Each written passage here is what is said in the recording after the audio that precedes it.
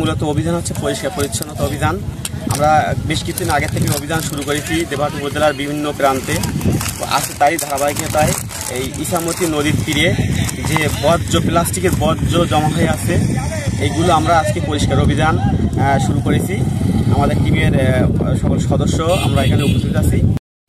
এই যে ইছামতি নদী, এটা হলো আন্তর্জাতিক সীমানা নদী।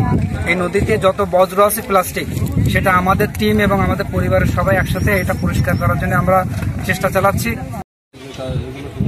আমাদের টিম মানবিক পরিবার যে প্লাস্টিক এবং বিভিন্ন সেবামূলক প্রতিষ্ঠানে যে আমরা কার্যক্রম করতেছি, এটা আমরা ত্বরান্বিত যাতে আরও অগ্রসর হতে পারি, এজন্য আমরা প্রত্যেকের আপনাদের কাছ থেকে সার্বিক সহযোগিতা কামনা করতেছি, যাতে আমরা আরও সুষ্ঠুভাবে আরও সুন্দরভাবে আপনাদেরকে সেবা দিতে পারি। এবং আমরা সেই কামনা করে, সেই প্রত্যাশা করে আমরা আরও অগ্রসর হওয়ার জন্য আপনাদের কাছে ব্যাকুলভাবে আবেদন করতেছি। আপনারা সকলে জানেন যে আমাদের টিম মানবিক পরিবার একটি মানবিক পরিবার, যার অংশ বিশেষ আপনারা এই অংশগুলো দেখতে পাচ্ছেন। এগুলো হচ্ছে ইছামতি নদীর তীরে দেবহাটার একটা খুব প্রাণকেন্দ্র হয়ে দাঁড়িয়ে। এখানে পরিবেশটা এত বেশি নোংরা ছিল, যার জন্য আসলে আমাদের টিম মানবিক পরিবার প্লাস্টিক বর্জনের একটা প্রোগ্রাম হাতে নিচ্ছে, যাতে করে এখানে অবস্থান যারা করে এবং যারা আমাদের আসবে তারা যেন উদ্বুদ্ধ হয়, যেন প্লাস্টিকটা এখানে না ফেলিয়ে তার নির্দিষ্ট স্থানে ফেলা। সমাজ প্রতিষ্ঠায় আমাদের টিম আরও একটা এগিয়ে এই প্রতিবদ্ধকে সামনে নিয়ে আমাদের টিম কর্মসূচি মানুষের কল্যাণে কাজ করে যাচ্ছে।